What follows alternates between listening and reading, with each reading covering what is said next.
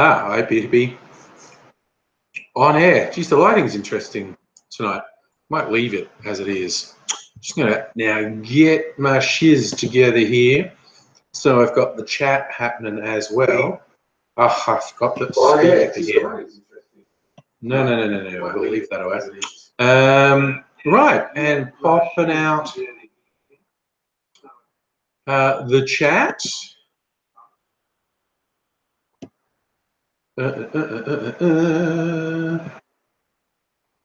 And oh, we've got a few people joining us. That's very nice to see people. Get my little video window so I know what I look like. Yeah, I look the same as I always do. Okay, chat peoples, how's it going? Who've we got?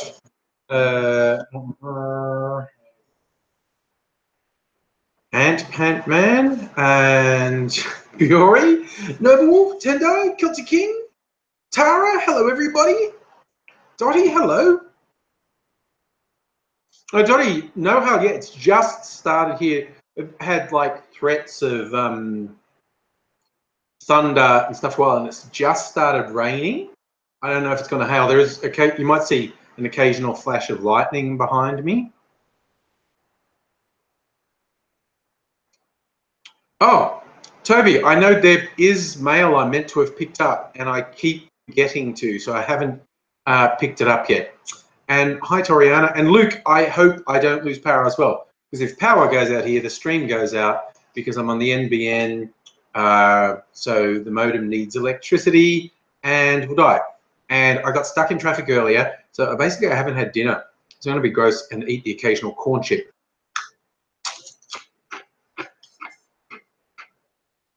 So, and then it gets louder, not the storm gets louder. I've seen people posting pictures and little bits of video from around Melbourne with hail and stuff. Tendo lightning means summoning Shazam.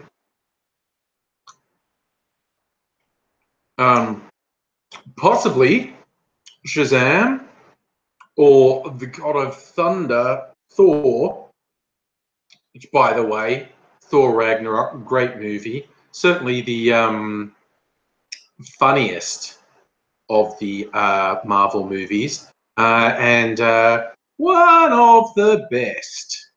Yeah, there were some great teasers, like when Hera is facing down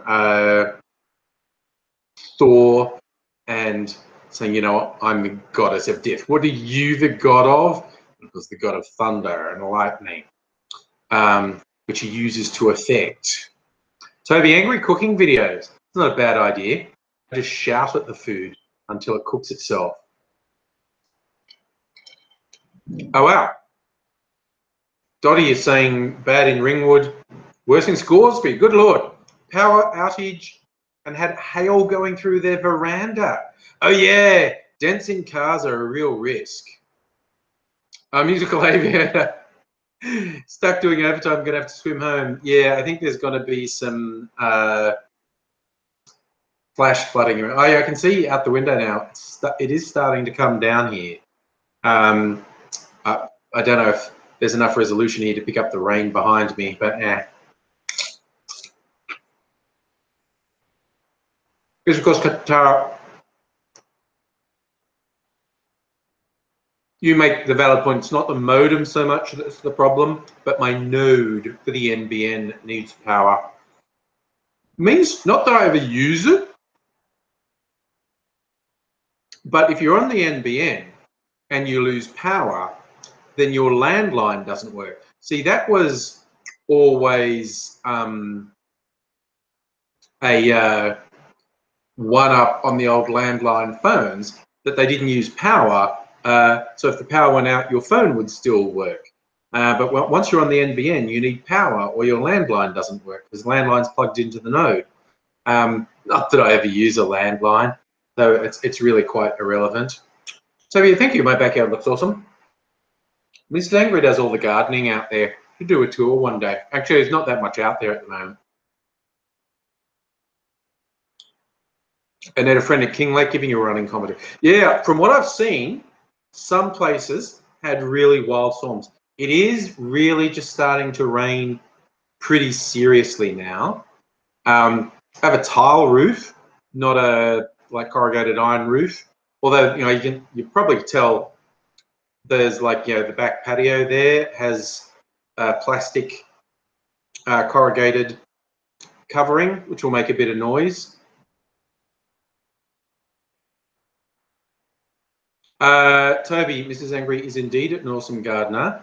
Among other things, she grows orchids, and she also grows veggies as well as flower plants. So she's indeed very clever. Yeah, Toriana, I grew up with an iron roof, so storms were really something sound-wise.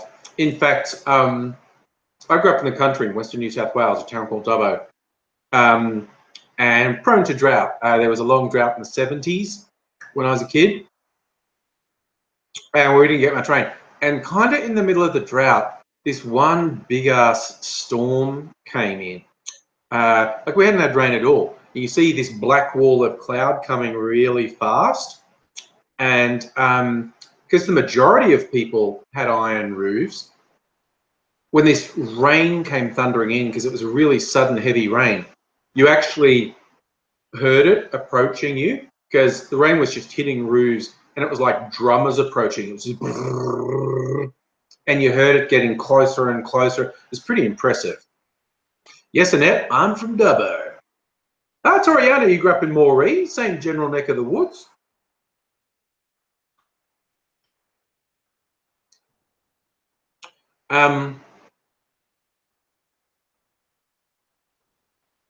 Hoy Dottie, you're a horticulturalist. Yeah, I could see there being a bit of cleanup around and about tomorrow after this storm.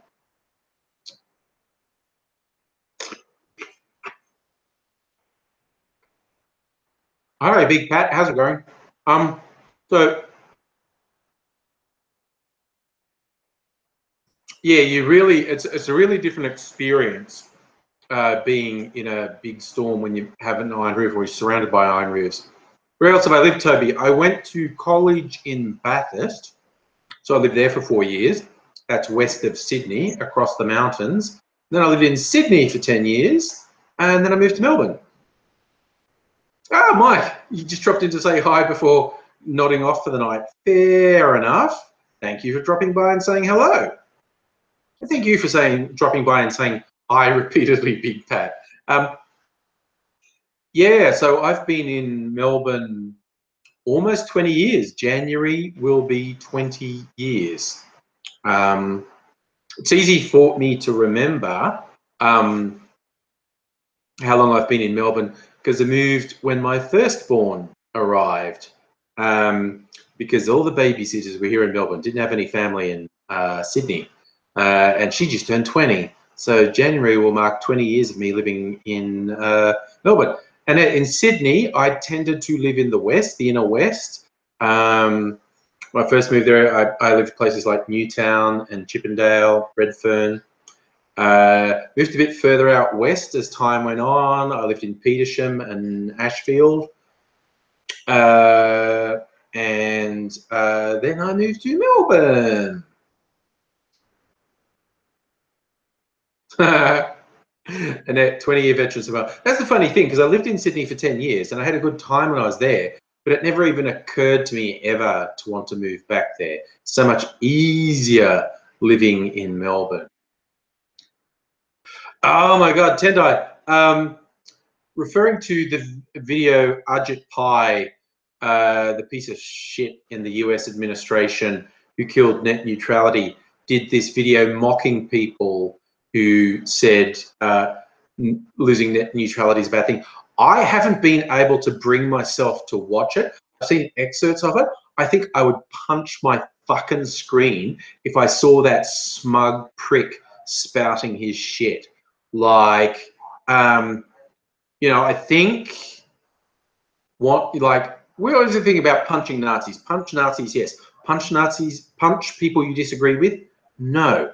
And while I sincerely believe punching Ajit Pai would be bad and wrong, I feel like his stupid face is entrapment because he has an absurdly punchable face, and he says things that are really punch-worthy. It would be the wrong thing to do, but I feel like it's a little bit of entrapment. Like, he's so fucking punchable.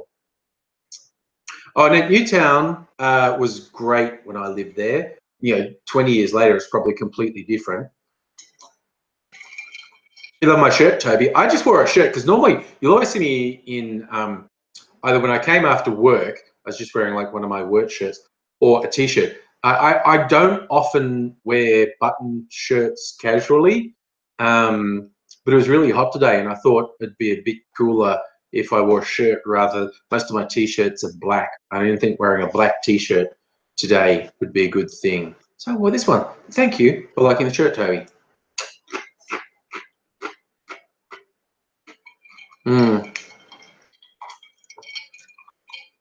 I suppose I could probably get some cheap views by making a really angry video attacking Arjit Pai and saying why the Trump administration doing away with net neutrality is a horrifically bad thing, because it is. It's super bad. And the fact that it's also unpopular, it's really weird. Like, they're so obsessed with sabotaging anything Obama did, and appeasing the moneyed interests that paid for them. They don't care that a really significant majority of the population thinks it's a bad idea. And it's really weird. Now, what I think will come of it, the worst case scenario is it rolls out and becomes things. And in purely simple terms, this happens in some countries. It's like, well, your basic internet package is $20 a month. If you want to access social media platforms unencumbered, that's another $10 a month. If you want YouTube unencumbered, that's another $10 a month. If you want to be able to connect to like Netflix, that's another $10 a month. It's basically, if they're allowed to be gatekeepers to the content you watch, they'll do it.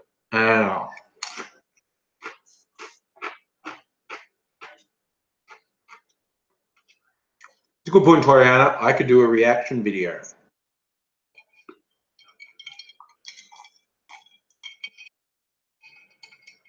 To me, it remains the weirdest thing about the Trump administration.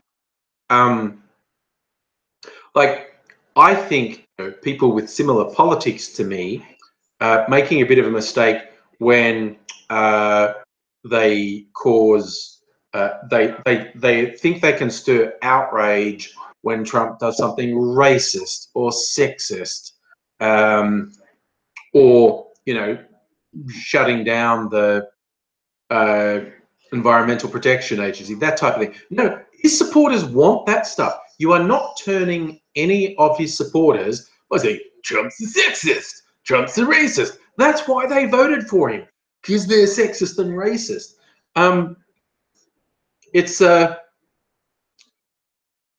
But what you do need to focus is when he hurts the people or just blatantly lies to the people who voted for him. Like, how he talked about draining the swamp, and, oh, Hillary Clinton's owned by Wall Street, which she was, but then so many Wall Street people were in his cabinet, in his administration. And this dumping net neutrality is just being completely beholden to these vested interests, and is screwing over all of Trump's supporters. It just blows my mind when Trump directly screws over his core supporters and they just say, "Thank you, sir, may I have another?" It's really fucking weird.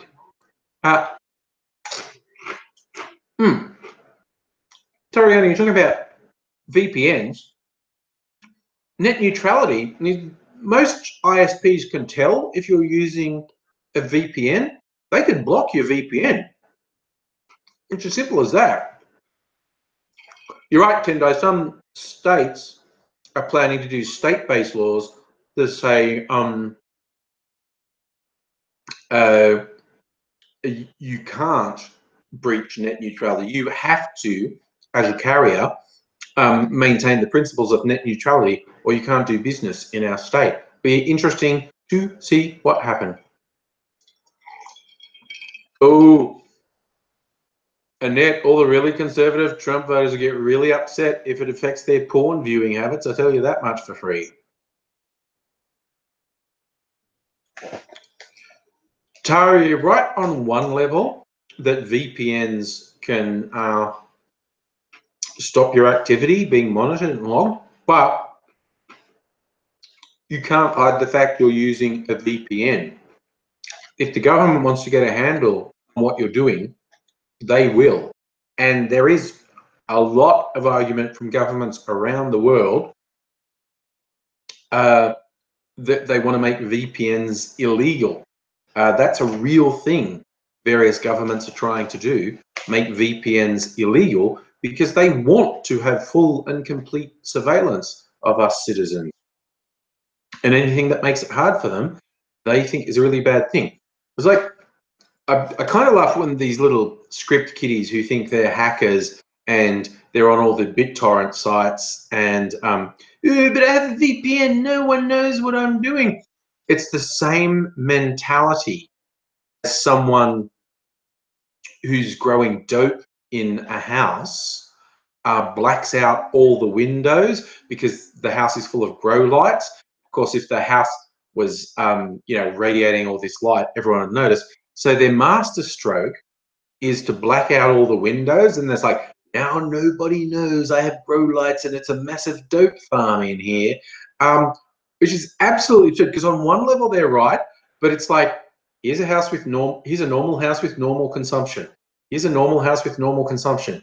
Here's a normal house with normal consumption. Here's a house with the windows blacked out with 100 times normal consumption. You're just attracting all this attention. So all the kiddies who's going like, oh, they'll never stop me downloading my terabytes of movies through torrent sites because I use a VPN. It's like, dude, okay. It's like, here's a normal household not encrypting their traffic. Here's a normal household not encrypting their traffic. Here's a normal household not encrypting their traffic. Here's someone with a VPN with 100 times the normal amount of traffic, but we don't know what it is. I think we'll investigate that. So like this, a VPN, it can be like a huge fucking neon sign to a government saying, you might want to look at what's going on here. Annette, what would meth heads use power for? Like if you're making ice in your bathtub, I don't think you need to use a lot of power. But it's people like growing marijuana with grow lights and stuff. They get busted all the time. And they think they're so clever and it's ridiculous.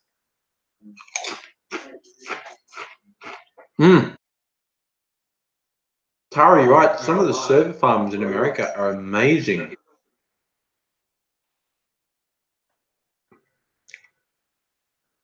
Yeah, Dottie, it's purely and simply, and this is someone growing dope in their house with grow lights, or someone using a VPN to encrypt the fact they're going to illegal torrent sites to download movies. You stand out as like, aha, but I'm a black box. You don't know what I'm doing. And it's like, the fact that you had a black box makes you an item of interest. You are literally, it's so much fun that you're not actually paranoid if you talk about oppressive, all-encompassing surveillance, because we know that's true now. You have privacy from the government right up until the point the government doesn't want you to have privacy. The instant you get on the government's radar, you're basically fucked. If they want you, they will get you. That's great. Celtic King, that's an interesting one. You're saying someone thought he'd be safe downloading child porn on a VPN.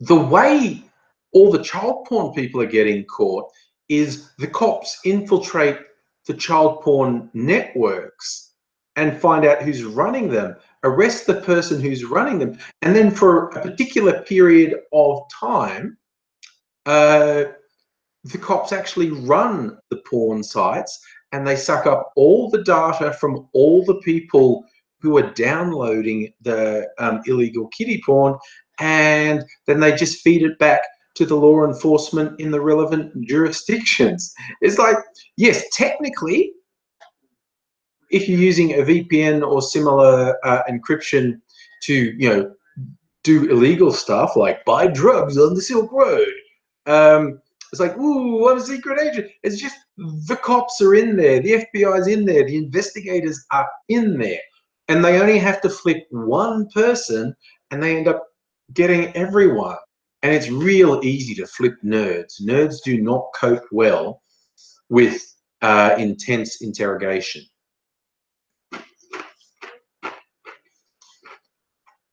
I like that, Tara. You're saying Sparky actually told you they can hear the power lines humming outside a dope grower's house. Joriana, you do raise a good point.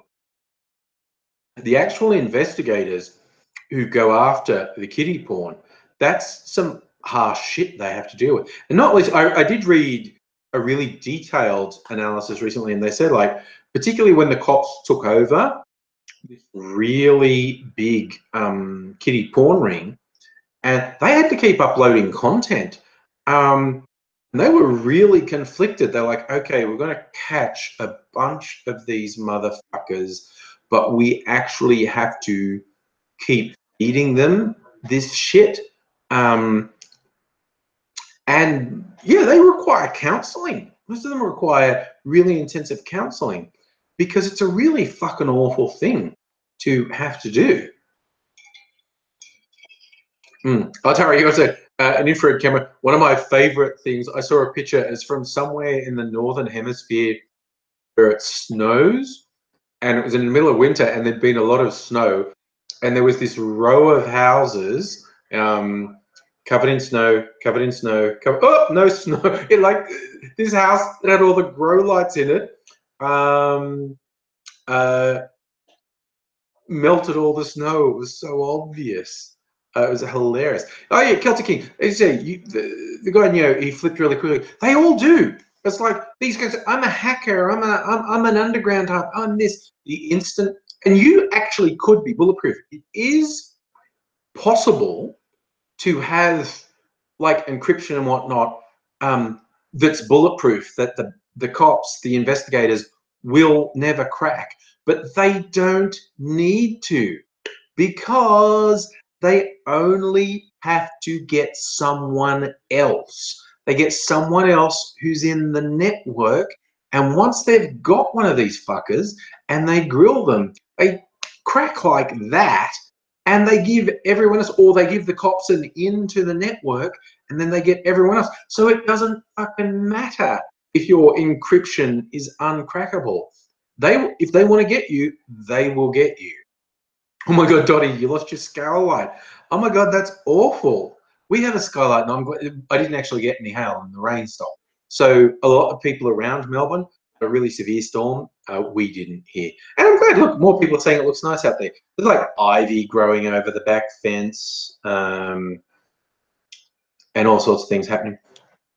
Oh, okay, I am going to show you something neat. Is there anything else there? No, you can still see some of Mrs. Angry's plants there. I'm going to show you this. I'll be back in a sec.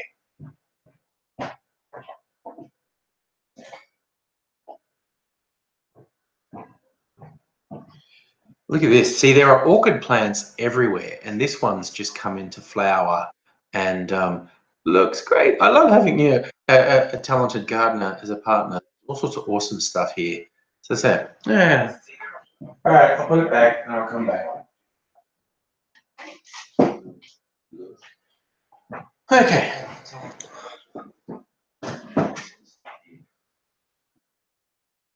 Have I been watching Mr. Robot? No, I watched season 1 of Mr. Robot, and I was a little bit underwhelmed by it. But I have, like, there's 3 seasons now.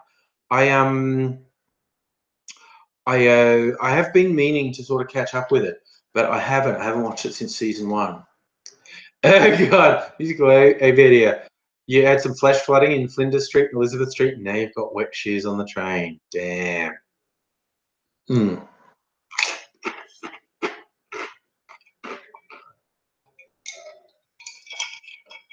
Yeah.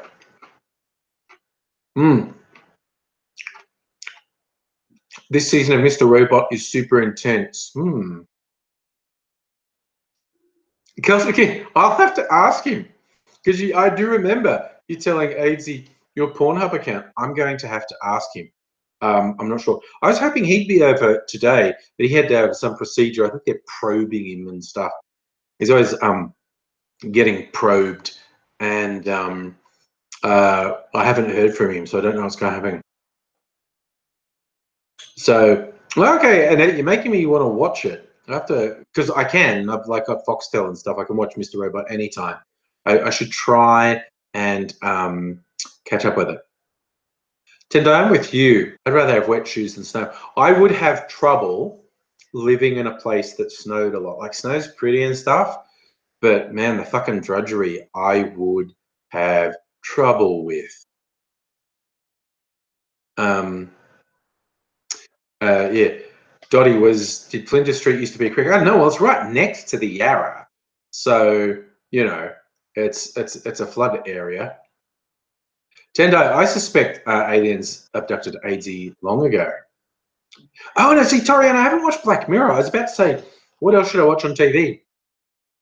I keep meaning to watch season 3 of Black Mirror because season 4 is coming out. I caught up on the season 1 and 2 episodes I hadn't watched, but I haven't watched season 2. Man, I should. I really should. That's something. What else is good? I mean, I've watched. What have I been watching recently? Watched a few comedies. One with Aziz Ansari called Master of None. I've watched about half of. Watched a few comedy specials on Netflix. They're really quite varying quality, the comedy specials. It's good to see different people doing comedy in different styles and whatnot. Some are like super funny and some not so much. But of course, and that's going to vary person to person what you think is funny. Taste being a very subjective thing. Oh, Tendai, you like The Man in the High Castle. Okay. And yes, the answer to does AZ have his own channel? There's a channel that tells the AZ story. AZ Code Grey has his full show from the Melbourne Comedy Festival from about 4 years ago called Code Grey, but also a lot of behind the scenes stuff. If you want to know AZ's backstory, watch there because it tells you all about how AZ got to where he is. Celtic King, you're hot and sweaty. Thanks for sharing. Enjoy your shower.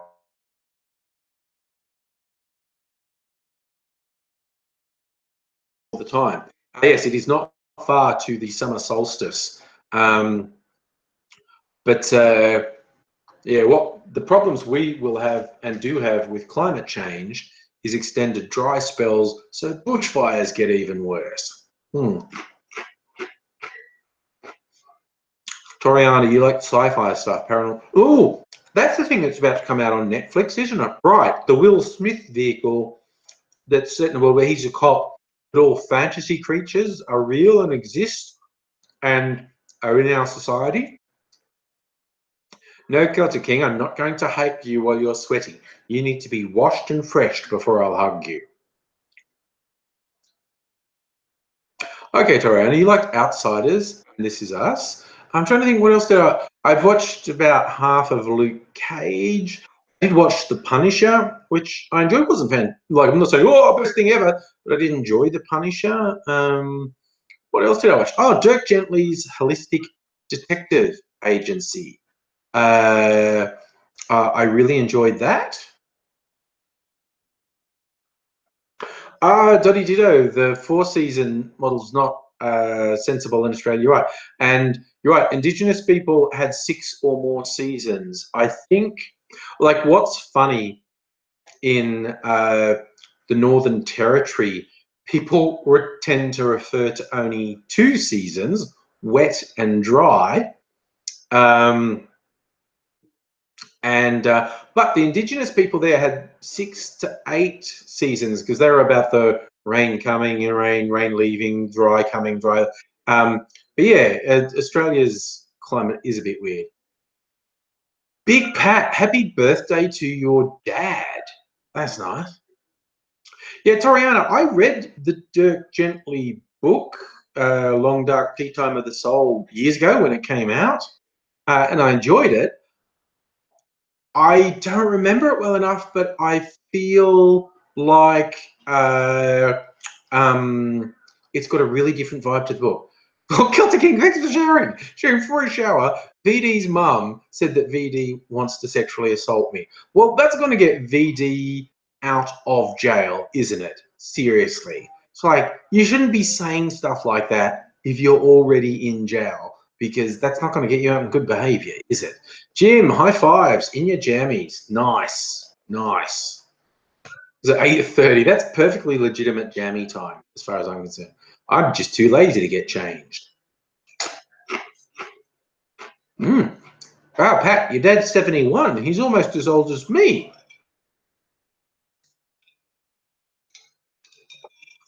Well, Toriana, I agree with you that books are often better than adaptations into movies or film. I'm not saying the Dirk Gently books are better because I don't remember them well enough.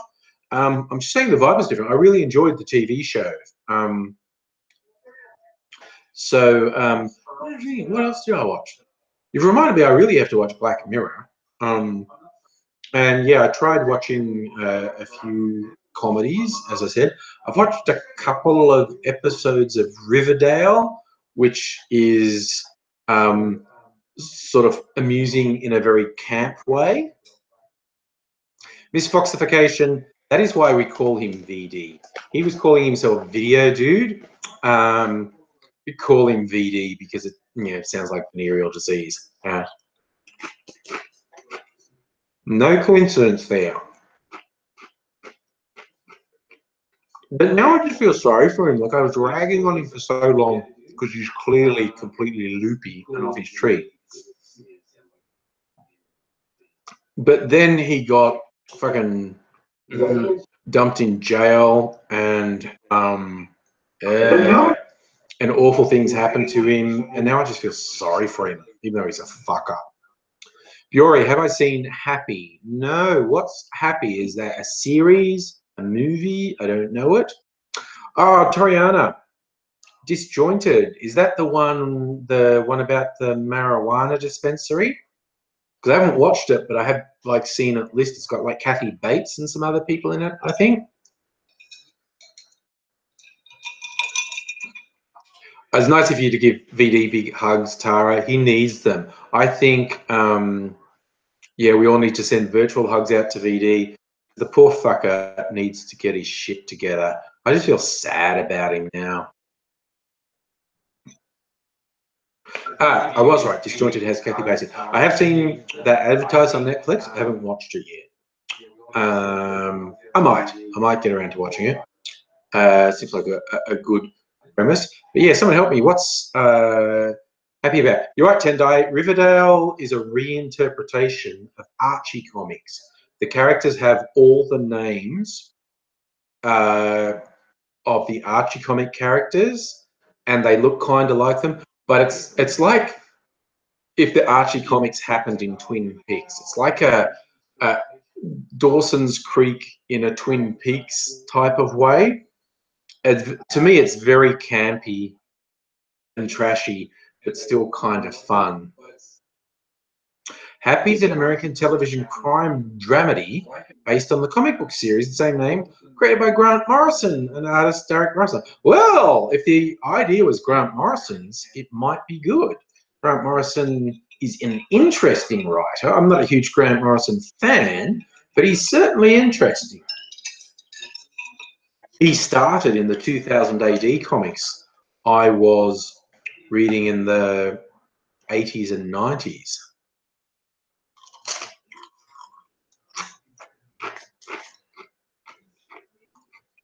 Oh, Happy. Was it?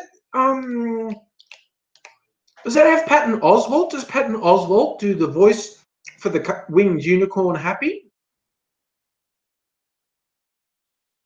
No, I did not see Twin Peaks because that's on another subscription service, and I don't feel like paying for another subscription service at the moment. If I exhaust all the things I want to watch on Netflix, then I might pay for another subscription service that has some other things I want. Okay, I don't think. Thanks for confirming that, Biori. Patton Oswalt is Happy. I don't think anyone in Australia is legally broadcasting Happy at the moment. I don't think I can legally watch Happy in Australia, which is stupid as fuck. Because when people can't watch stuff legally, they just watch it illegally. So, no.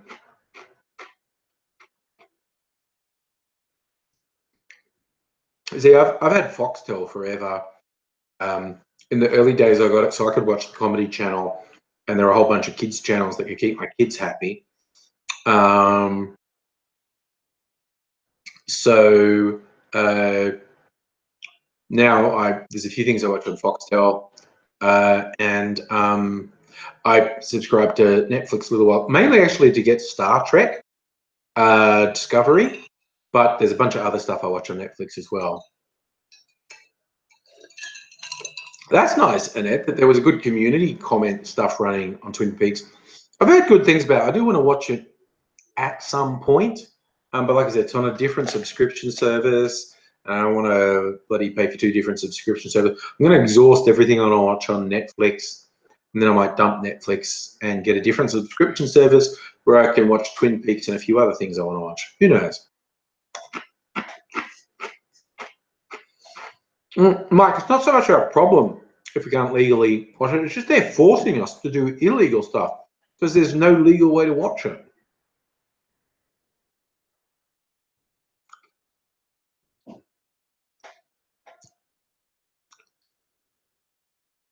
Tara, I understand people who won't pay for for Foxtel because of Rupert Murdoch's ownership stake in it.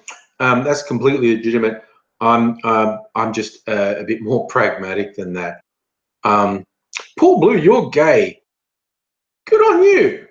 Followed immediately by Toby saying I'm a good. Well, that's an interesting double in comments. Oh yeah, Mike, it's not our problem. They're forcing us to do it illegally. You know, it's one thing when they make it difficult, like you can only watch Game of Thrones if you have a Foxtel subscription. Like there was a period where you could buy it standalone on iTunes, but then Foxtel had that shut down. So it's difficult to watch Game of Thrones, which makes a lot of people pirate it. But when they make it actually impossible, it's stupid. Tendai, good question. Murdoch possibly has no more ownership of Foxtel because of the Fox Corporation that he sold to Disney. I don't know. I have to look up on that.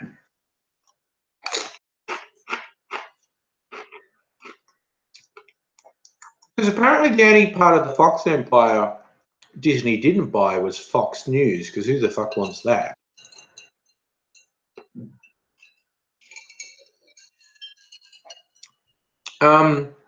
But yeah, I have not actually seen an analysis that says whether or not Foxtel in Australia is now owned by Disney. I honestly don't know the answer to that. I would be intrigued if someone could find me the answer to that question. And that is a big fucking question. Why isn't Murdoch dead yet? What the fuck is keeping him alive? I don't know. I think his kids are asking the same question, quite honestly. I think they're fucking sick of him.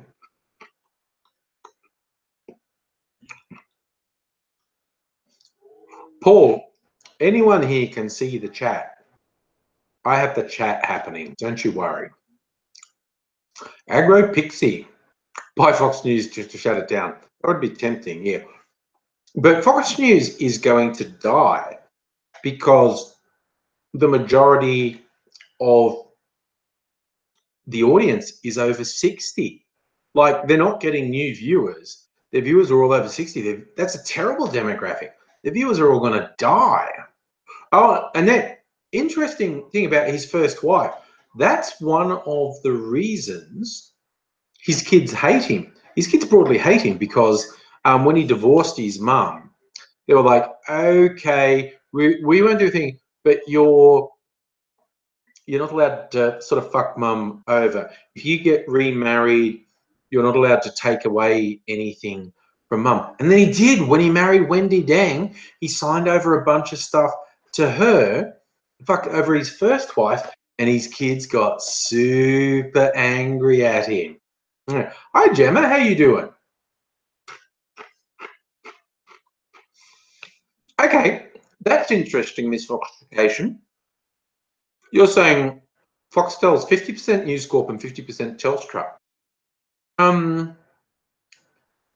Through News Corp Australia. See, I don't know if the Disney buyout includes News Corp Australia. That'd be interesting to go. Toby, you're listening to a CB radio where they're saying YouTubers suck. That's really hard to argue with, quite honestly. That is very hard to argue with.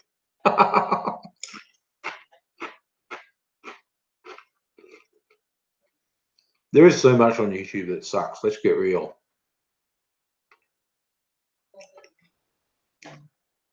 Jen Dicey, I think we've if rich people or rich corporations buy media stuff that's not really economic sustainable, like Jeff Bezos of Amazon fame bought the Washington Post because it couldn't sustain itself economically, but he thought it was important, so he bought it to ensure that it continued. In Australia, we had an interesting scenario with Gina Reinhardt, evil piece of shit, trying to buy pieces of various media empires like the 10 Network and the Fairfax Media, and to try and push her editorial views. And it worked a bit on Channel 10. But when she bought shares in Fairfax, they're saying like, well, to get on the board of directors, you actually have to sign a charter that says you won't interfere with editorial decisions. And she's like, fuck that, I'm just all buy it to fuck over everyone and turn it into a fucking propaganda sheet. And she really didn't understand when people said, we can't let you do that. But yeah, there seems to be a competition between conservatives buying media outlets to push their thing, and maybe progressives could do the same thing, buy media empires to either shut them down or turn them into their voice. Who knows? Good call, Tara. We have topic jumping, as we always do. Paul Blue, you're asking, have I seen the music video I'm Not Racist? I have not seen it. I have not heard of it.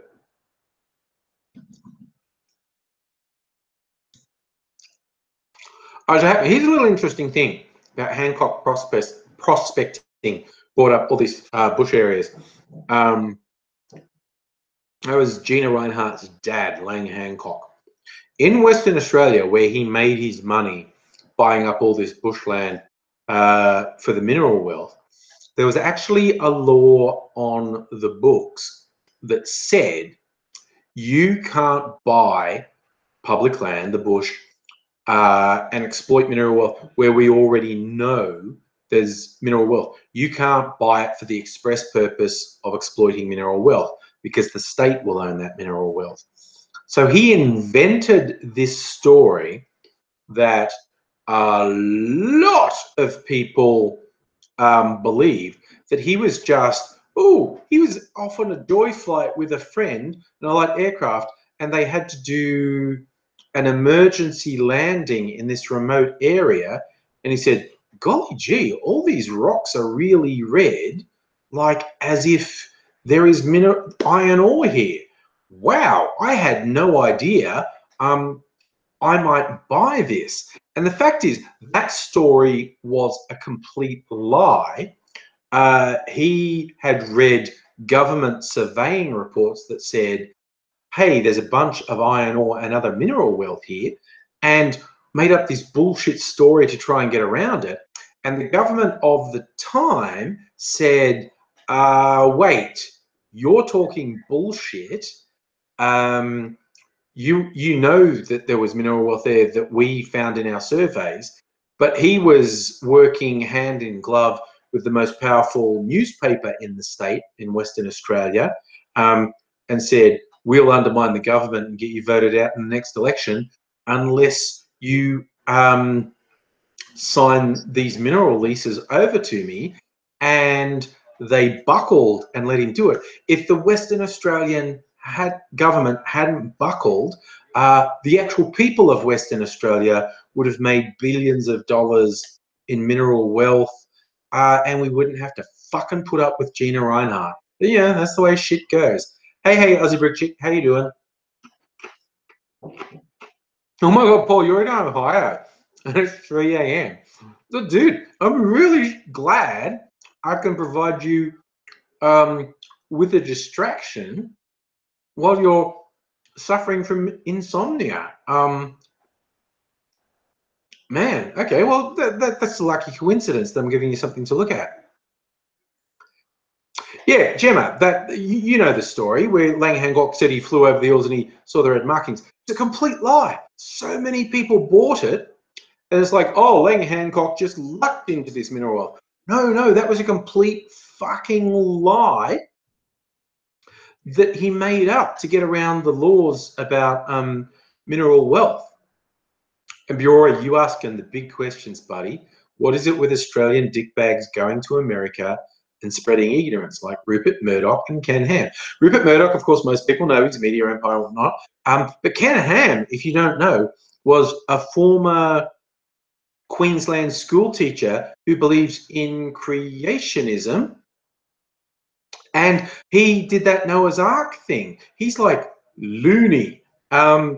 Like Queensland is like Australia's Alabama, quite honestly. And this guy was so out there, everyone in Queensland thought he was a joke and an idiot. But he went off to America and got embraced. So there you go. Oh yeah. Aussie Brick Chick, the mining boom in Western Australia was such a fucking pile of shit. Like a tiny number of people ripped out all the wealth from the Western Australian mining thing, ruined the entire fucking economy in Western Australia. The vast majority of people suffered. Small number made out like bandits, literally bandits. They're fucking criminals as far as I'm concerned. And it's fucked over Western Australia a lot. Oh my God. Okay. Paul, if you get murdered, we're all very sorry. Paul thinks he heard a window break and his phone's downstairs and he thinks someone broke into his house. I shouldn't joke because I would be horrified if that was actually happening to you. Paul, shout down the stairs. I'm on the internet and a lot of people know you're here. Go away. Yeah, look. Oh, here's an interesting thing that happened. Aussie Brickchick, you're saying the government paid a lot of money to upskill people to work for these mining companies that just ripped all the profits overseas. It's a fucking farce. Here's an interesting thing that happened like years ago when the West Australian mining boom first started. I was working for one of the water utilities in Melbourne, vital bit of infrastructure in Melbourne. They were having real problems getting any new stuff like graduates, because engineering graduates straight out of university were being offered six-figure jobs in Western Australia by these mining companies, which well and good for them in the short term, but in the medium to long term was fucking up the rest of the country's economy, and Western Australia's really. Paul, Klaxon Cow raises a good question. If you seriously have concerns, I don't know, get on the website to your local police and say you think there's a break-in. That's fucking disturbing, dude. I don't want to actually get famous for the guy who was doing a live stream when one of the viewers got murdered, okay? So I don't want that to happen to you, Paul. I want you to be safe. There are various ways I'd like to get famous. That isn't one of them.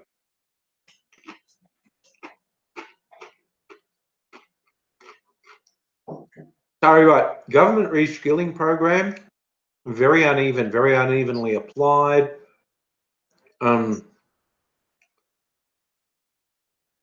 It gets very frustrating, particularly if, like you and me, getting into the more senior years, you might get dumped on.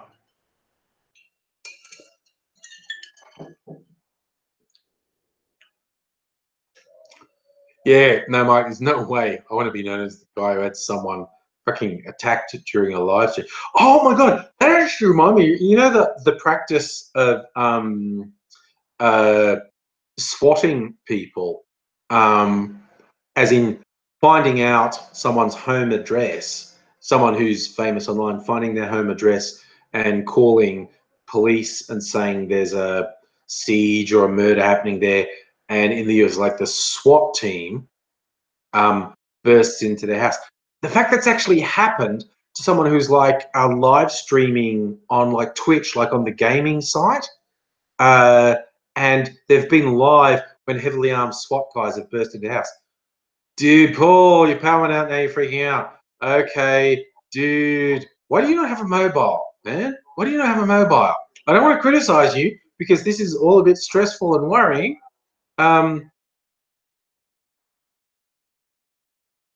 Yeah. Oh, man. Okay.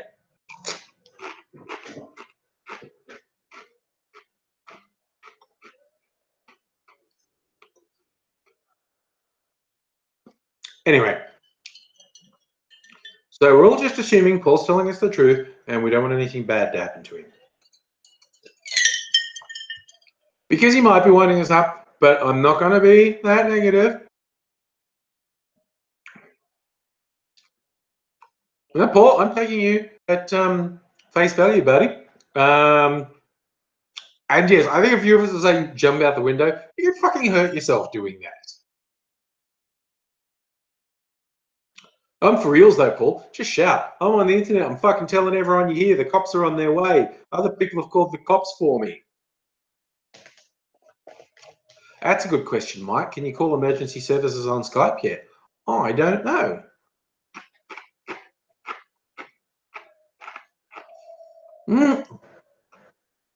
Let's Paul. Look,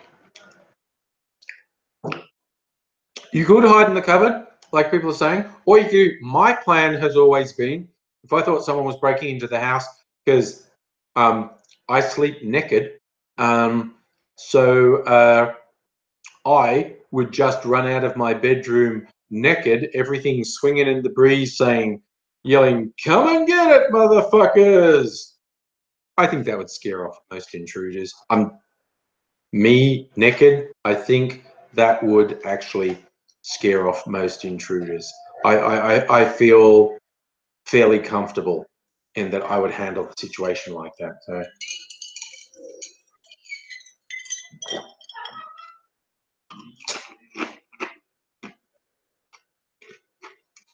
that's what I'm suggesting, Aussie Brick Chick. Paul should get naked and run out and just say, "Come and get it, big boy."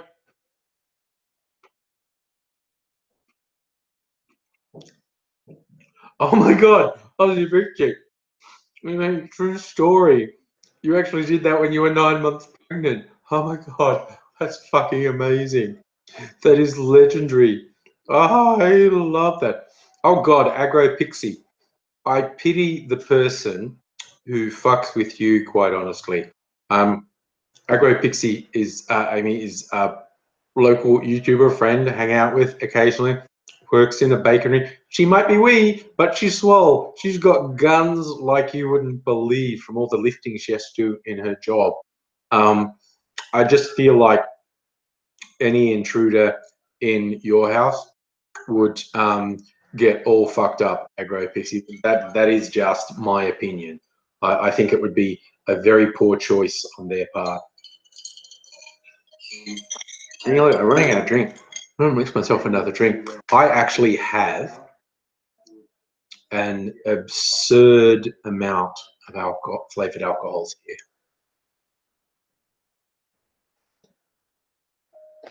Tendo, what's a better weapon, a cricket bat or a baseball bat?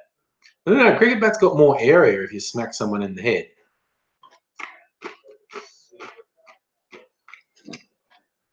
Toriana, you think sleeping naked's okay as long as your house never catches fire? You don't want to run out of the house naked. You don't know me. You don't know what I want to do.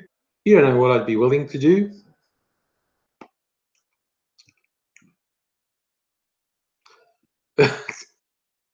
I do. Oh, I said, Brick, you had your camera and your hubby's wallet stolen. I swear, just after my firstborn was born, our house got broken into while I was sleeping and I had my wallet stolen. But that was really disconcerting because I'm trying to remember, was my partner 9 months pregnant or had the little one been born? But it was either just before she was born or just after. That was, yeah, that was to what, and I didn't even know till we woke up and realized what had happened. Saw where they'd broken in the back door. It was really disconcerting. The feeling of vulnerability. Oh my God, Gemma, you bought the hottest Korean chili sauce. Wow. Are you a big chili fan? I'm not, I have to admit. I am a colossal wuss. I'm the person who goes to an Indian restaurant and says, I'll have that mild, please. And I mean like white person mild, really mild. Just butter chicken, really mild. Thank you. Gemma, what's the purpose of the chili sauce? Cooking, or you just like chili sauce? You whack chili sauce on everything? I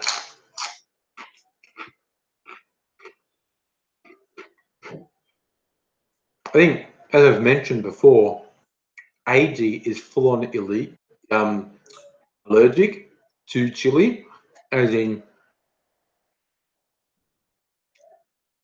he had an anaphylactic shock. He will have anaphylactic shock if he consumes chili. Could kill him. So yeah. You've never been robbed, but you think everyone in Melbourne does. I'm trying to think. No, I have. Well, since I've lived in Melbourne, when I lived at Sunshine, which is in the west, in a new house in a housing estate, apparently there were these fuckos that waited till people moved into these newly built houses because they were working on the correct assumption that all your appliances were new in a new house, and they would hit every house after someone moved in. I didn't know that. We didn't have adequate security. Are you still living in Sunshine? So I'm really about to say Sunshine's a shithole, having lived there. Oh, Jimmy, you're just a chili addict. I did meet someone at like a YouTube type event a few years ago, an Aussie who had their homemade chilies, and they were very Australian in their branding. You know, like the really hot one, I think was called, you know, the holy fuck one.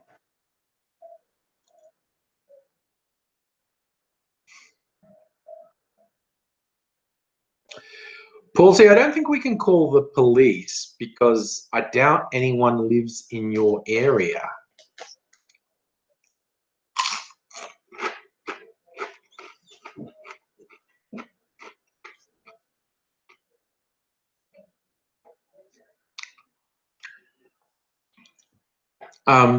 And we don't know you. So I was just talking about swatting before. We can't, in good conscience, pass on any of your details to any police because we don't know if it's true, which will make us all feel very bad if you get murdered. But there's not a lot while you do it. Oh, Claxon Cow, I wouldn't go downstairs to confront a burglar if I was upstairs and they were downstairs, but I'd make a fuck ton of noise. I'd just say something like, I've got a gun, you piece of shit. I'll fucking blow your head off. but I would not actually confront them. Way too much can go wrong. Okay, okay, Annette Yoring with the big news, saying Tight Ass Tuesday at the movies has ended.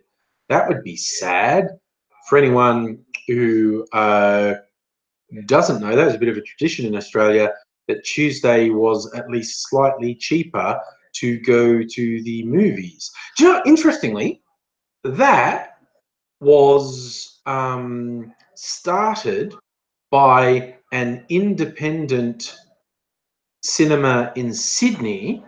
They made it really cheap. This was like, oh my god, this was like 30 years ago. They had a special night, and they called, you know, it was on Tuesdays, and like say the existing price was $10 or $12 at the time. They were charging $5, and the big cinema chains actually tried to prosecute them and said, you're not allowed to do that, blah, blah, blah, blah, blah, blah, blah, blah, blah. And there's a whole big shitstorm. And eventually the big cinemas agreed to not prosecute this little independent cinema, but the big cinemas then started Tight Ass Tuesday, where they would make Tuesday a bit cheaper, maybe a third cheaper than a normal night. That would truly be a sad day if Tight Ass Tuesday was over. Yeah, Miss Foxification, you're right. You say once you called the police because someone said they OD'd and logged out, and she was found near death. There are many cases of people suffering from bad things online being rescued by someone online, but yeah, we just don't know anyone. Your local cinema does. What I do, for a couple of local independent cinemas that I like to go to, they have a membership thing. If you join the membership, and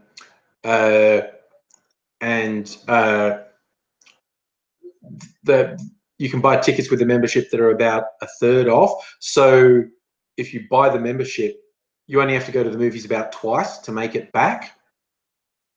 So because I go to the movies a lot with Mrs. Angry, I do that, and it's fine. Gemma, you noticed my SodaStream bottles. Also, yeah, and that's the SodaStream spare gas thing there. That's my bourbon, and that's some cut up limes that are in some vodka at the moment, and that's peppermint vodka, and that's blueberry vodka. And I've got like, oh my god, I've got so much. I'm going to take a picture. If you follow me on the socials, I have an absurd number of flavored alcohols prepared for like Christmas, New Year's. I'll take a picture of them because there's a lot of them. There's vodka and tequila and bourbon and rum. I have a lot of things. Oh, Toriana, that's something I've wanted to try. Can you actually SodaStream vodka and carbonate it? I wanted to try that, actually. I wanted to try a whole bunch of stuff. See if you could SodaStream it. Can you make it fizz? That's a YouTube idea, isn't it?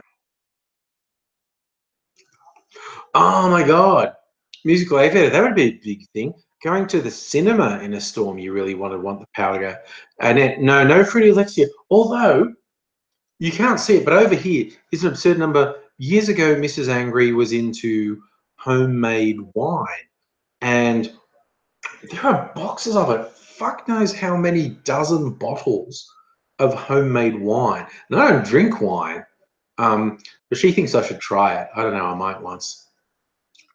Ooh, Toriana, nice. Christmas, doing up rum balls, truffle balls, rum whiskey, Baileys, and brandy. Nice. Gemma, I know a place that does chili candy, rock candy, on just off Chapel Street. Called the Red Balloon Candy Artisans. and they've done a few different chili. So I've got chili tequila, I think it's chili vodka up there, made with rock candy from the Candy Oven, which I really enjoy. Because when you mix it with something, I like to mix it with like a very tropical fruit juice. You get it, it's like fruity, and then you get this chili tang at the end. I really like it. SodaStream the wine, yeah. Well, see, my idea, because when you SodaStream something that's not just water, it tends to foam everywhere. My idea was to make the videos and make AZ open the SodaStream so he gets shit sprayed all over him every time. Okay, Gemma, you want to check out the Candy Oven? They're kind of like in the middle of Chapel Street in Pran. I find them, look them up online. They're called the Red Balloon Candy Artisans. They're just like in the middle of Chapel Street in Pran. They're pretty easy to find. If you want their exact address, if you just search the Red Balloon Candy Artisans, they have great rock candy and jellies. And for people who are interested in such things, they're vegan. All their candy is vegan, which is particularly big with jellies, because the most common way to make jelly is with gelatin, which is an animal product. It's like melted animal hooves. Yeah, the folk at the Candy Artisans make vegan candies. So no, I also have not heard of soda streaming wine. Look, I might try. I've thought for ages of doing this for YouTube, so maybe I will. But I really want the angle where I make AZ open the soda stream, so if it sprays everywhere, he gets on it.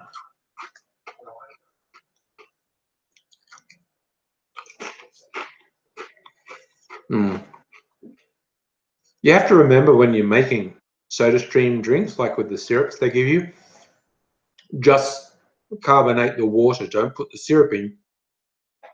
If you put the syrup in and then carbonate it, it goes everywhere.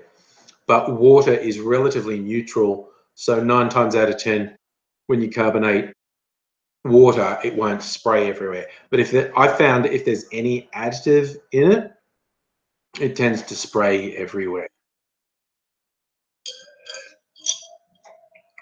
All right. I am gonna make it. I'm gonna get some ice first. Let's just come over here and get some ice. What I have to drink? I'm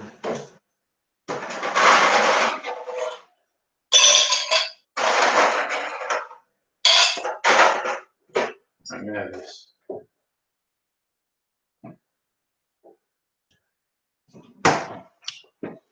This is the one I have the most of. This is blueberry vodka. This is actually made with real blueberries.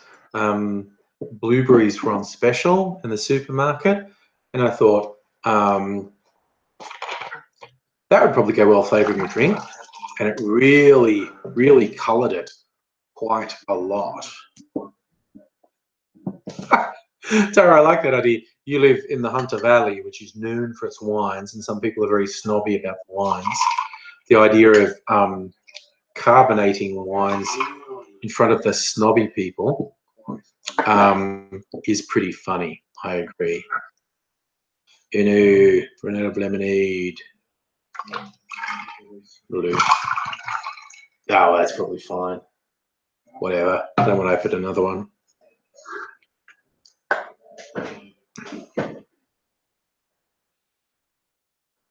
Like, I like that. BigClive.com has done it with white wine. Called it Make Blue Collar Trash Champagne from Cheap Wine. That really sounds good.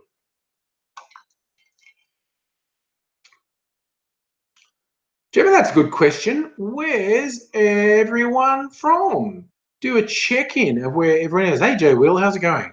So Tara's in Cessnock, Tendai's in England, Jahatma's in Ashgrove, Queensland. I like this. This is a good idea to do a check-in. Where is everyone in the clan tonight? Charlie's in Queensland. Celtic King's in Nowra, New South Wales. Toriana's in Brisbane. Mr. Cat Feets in Ascot Vale. Aussie Brick Chicks on the Sunshine Coast. Miss Fox Locations in the Northern Territory. Gemma's in South Bank, Melbourne. Bo's in Moe. Joe's in Redcliffe, north of Brisbane. Bury is our exotic member here, Sofia, Bulgaria. Abigail's in a state of denial, good. Thol is in Sweden, Sandviken. Oh, I guess there's a bit of a mix there. Dottie's in Melbourne. Hotaru Fireflies in Kadina, South Australia. Musical Aviators is here in Melbourne, Glenroy. Toby's in Tarara, New South Wales. Oh, I should do this more often. Oh, Mike, nicely done. While we're checking in, you hit the like button and we'll fool YouTube into thinking I'm popular.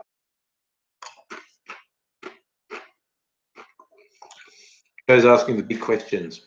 How many people are slightly intoxicated apart from me? Okay. See, I don't know this. It's quite a nice colour. That's all natural. Blueberries.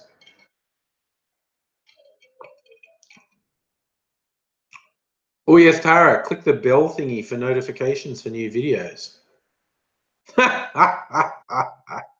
Jahatma, big question. Who hates where they live? I quite like where I live. Does anyone hate where they live? Is anyone stuck somewhere they really don't like and want to be somewhere else? Oh yes, we've got a few wine drinkers tonight. Good. Aussie Brick Chick loves where you live. Emma loves Glenroy and loves Redcliffe.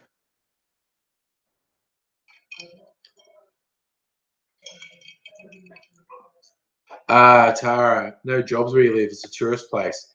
Yeah, that can be a bit of a hassle. Mike, yeah, smoking the herb is intoxicated. That's right. Do you like Redcliffe? Toby likes Tarara. That's all good. Fuck, I grew up in Dubbo. If you ask me when I lived in Dubbo, I would say, yeah, I hate it. Oh, yeah. Bo, I can understand they're not being happy living on planet Earth generally. Abigail, live in Fitzroy. I agree. Fitzroy is great. Gentrification makes it expensive. Oh my God, Toby, maybe my mail is my utility kilt. I'm trying to remember if the delivery address I gave for my utility kilt was my post box or my home address. Man, I have to go and look that up. Dude, I totally fucking forgot that I ordered a utility kilt.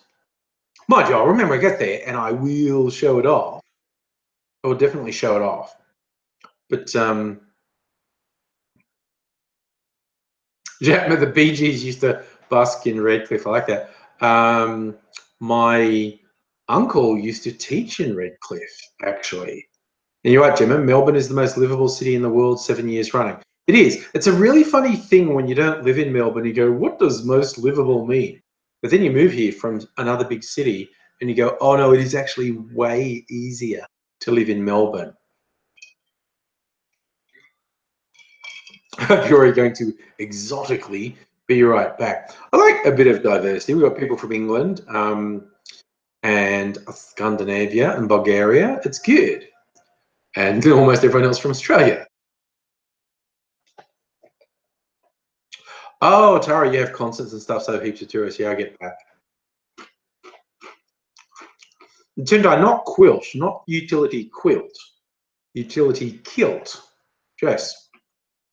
And you're right, Miss Foxification, Melbourne, particularly in the last 10, 15 years, has gotten expensive. There is no two ways about it. Sorry, I don't know where you're getting that from. Melbourne has power issues and needs diesel generators. I thought it was only Adelaide that had power issues. I didn't think we had any power issues. We had the issue ages ago when the gas plant blew up and Melbourne was without gas for an extended period, which just sucked if you had gas hot water.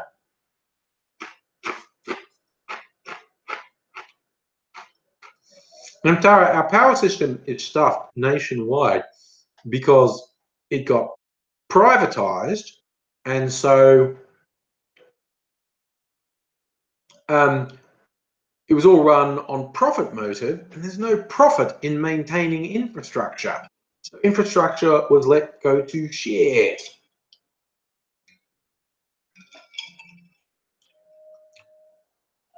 Joe, you are right about the MPs being capable of generating an excess of wind power from both ends, quite frankly.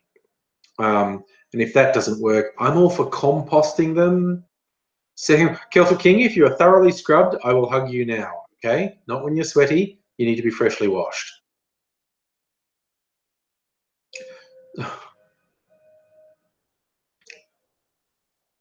Tendai, yes, let's go communist. Seize the means of power production. Yeah, and Torian, I'm with you. Essential services being privatized is fucking moronic. Yes, Gemma, the gas breakdown was a long time ago. Wouldn't it be 97? Because that's when I first moved. Oh no, yeah, that's when I first moved here. So it's like 97 or 98. Yeah, that's how long ago the power breakdown was. Hey, Patman Sport, greetings to you. Well, Celtic King, you freshly washed, you get a hug, most definitely.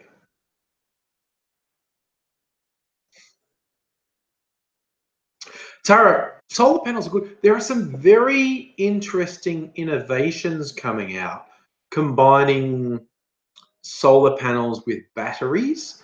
And if you've got the right rig and the right support from a power provider, you have like a smart system where you can go, okay, on a good day, my solar panels are generating twice as much as what I need to use. So I'm going to bleed 50% of that into my batteries, and I'm going to actually sell 50% of it back to the grid. And like Tesla gets all the hype for their batteries, and that's fair enough. But there are other players in the market, and there are some very interesting innovations that go into this combination of solar panels, batteries, and being able to sell power back into the grid on the days where you generate an excess of power. I am still hopeful that in the next 10 to 20 years, we'll see a turnaround. These governments will stop with this bullshit about coal and pour the subsidies that they've been giving to coal into renewables, and we'll see some genuine action. Isn't that sad? I'm still idealistic and think that might happen.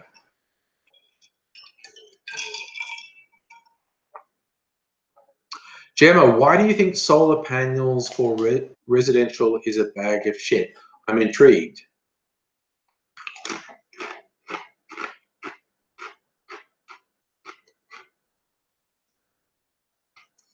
Yeah, Toriano, you're right. There was a period where the rebates were better. They're not so good now.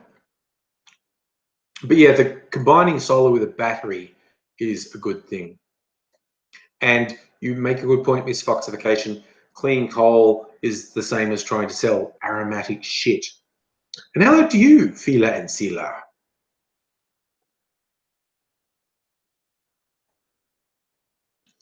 Mike, I'm not 100% sure over what state regulations about selling power back into the grid, but I know it is possible in some jurisdictions. I don't know about all, but definitely in some.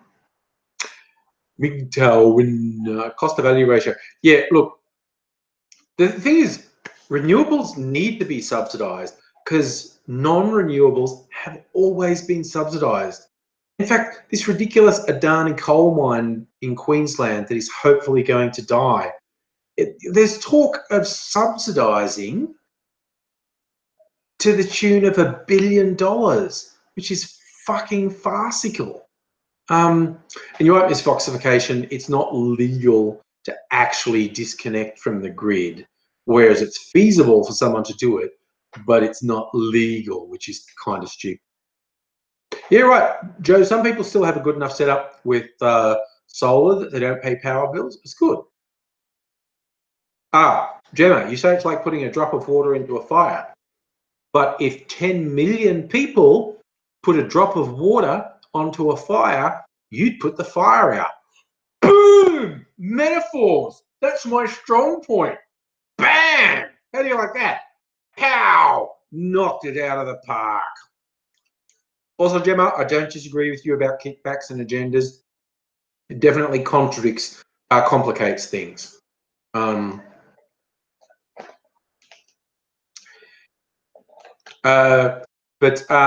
Yeah, the battery stuff is the future, I think.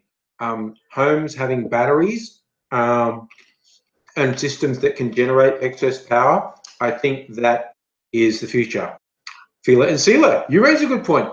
Could we put exercycles in jails and hook them up to the grid? I think we should.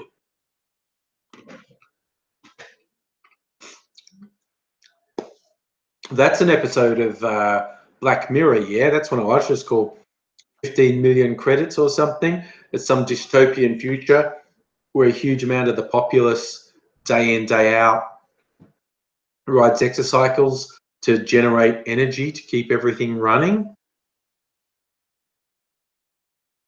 Tendai, that is a good, sillier question. Porgs, yes or no? I say yes, just yeah, there's a really funny interview where Oscar Isaacs, who plays Poe Dameron, all he wants to talk about is porg recipes, you know, honey glazed porg, barbecue porg, fricassee porg. And I have seen The Last Jedi, and the porgs aren't overused, and they are kind of cute, and they're no Jar Jar Binks. They're not even Ewoks. They're not even Ewoks. They're not as annoying as Ewoks. They're just sort of there as a side, as a bit of light relief. If you haven't seen it, I totally suggest go seeing The Last Jedi. It's good fun. Yo, hello.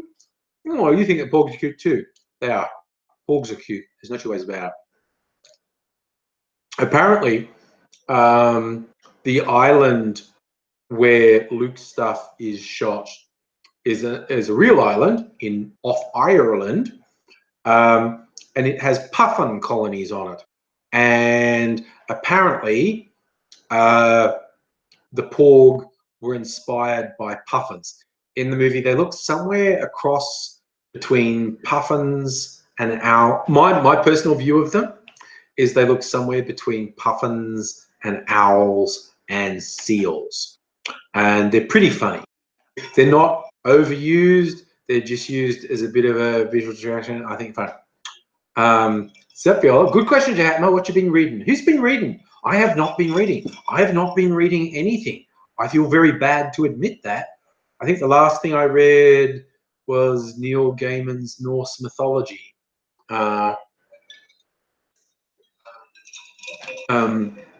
Which was a fun read, by the way, which I'm probably going to make a video tomorrow, Wanga Fat Wednesday, not giving a fuck about people who are upset there, because apparently in the Marvel comics that have, or some novelizations, the Marvel canon that have Loki in it, they've said, yes, it's going to be canon that Loki is gender fluid and queer. So, you know, he's pretty flexible on everything. And that's, of course, made the right wing go, oh, social justice warriors ruining everything. It's like, dudes. The actual Norse legend Loki was very gender fluid and sexually fluid.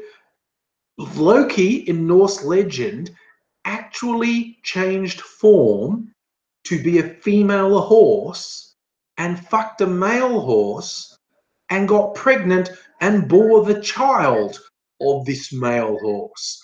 So, being upset that a comic is having Loki being gender fluid and queer is showing that you don't know very much. Mikta, look, queer means different things to different people. I think the broadest definition of queer is just not being really vanilla hetero. Jedi, I think that was hard to explain to Odin. I don't know. I think they were used to it. I'm thinking of making a video where I try and picture where Loki pitched that plan to the rest of the gods of what he was going to do. But I think Thor would have been on board with it. Everyone else is going, you got to do what? What are you going to do? And Thor would have just been, yes, that is an excellent plan, Loki. Get out there and fuck that horse. Because Thor cross-dressed to marry a giant, a frost giant, to protect one of the other Asgardians. One of the females might have been Sif. I'm trying to remember who it was. But Thor actually cross-dressed to marry a frost giant and did the wedding vows and everything, and I think ended up revealing himself at the wedding reception and killing all the giants. But, I mean, the Norse gods were not into narrow gender roles. These ideas of not being constricted to narrow gender roles are very old.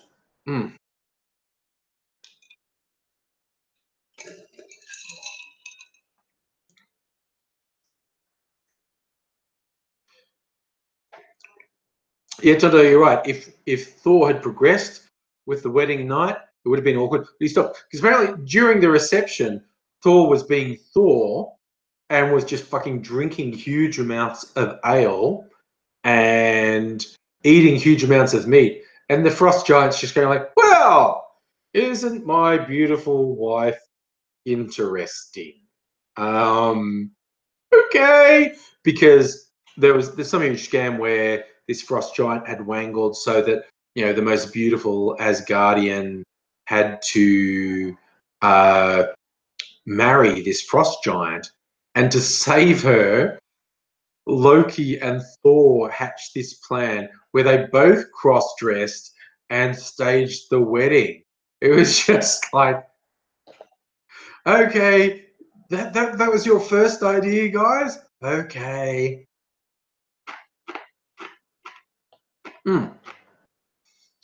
So, right, like someone threatened to punch you in the face until you're unconscious of the idea of a trans woman using the ladies' clothes. These are the same people who defend, like, Dick Brain Roy Wood from Arkansas, who actually sexually harassed teenagers.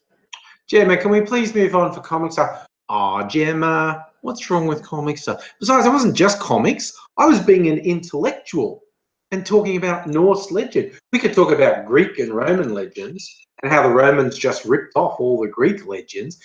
Every Roman god is just a rip-off of a Greek god, which I find super weird. But then again, you look at every Christian idea is just a rip-off of a previously existing pagan idea. Christmas is just a pagan ceremony. New Year's, April Fool's, Halloween, all these things are just pagan. Paul's okay.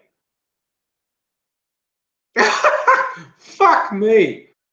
Okay, again, I choose to take you at face value, Paul. You're saying your neighbour called the cops and two guys with guns are now in a cop car. Well, I'm glad you're okay. And like I said, you might be faking us out, but I just choose to take you at face value and I'm just glad you're okay.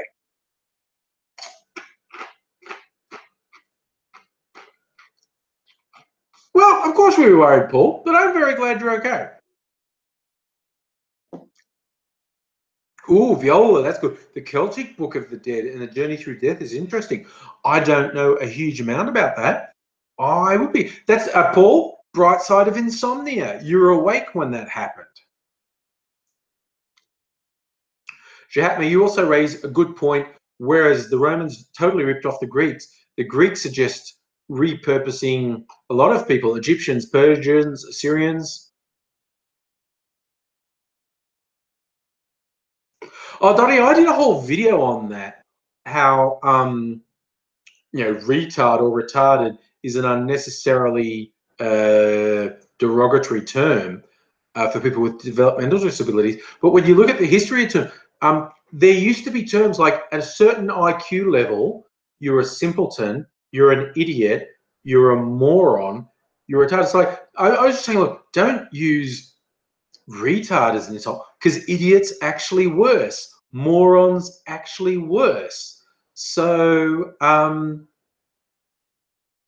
you're absolutely right that words change meaning all the time. Oh, misfoxification. Good point. You can get a decent cheap wireless alarm. Yeah, cool. Paul, you live in a town called Wilmington in Ohio? That seems to me like a common town name. I'm sure I've heard that in other states as well.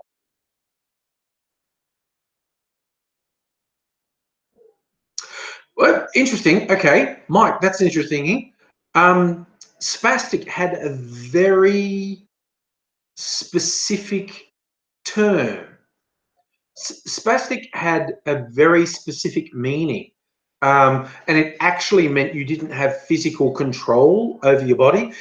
In the 20th century definition of spastic, you could have absolutely fully functioning brain, but you don't have physical control over your body, and the twitches and movements were called spastic movements. And it obviously became an abusive term. I mean, I still remember growing up, the charitable group that looked after people with this disability was called the Spastic Society. They changed their name, but when I grew up, they were called the Spastic Society. Paul, I'm not surprised it doesn't feel real. It would be an absolutely surreal thing. I'm absolutely glad that you're okay.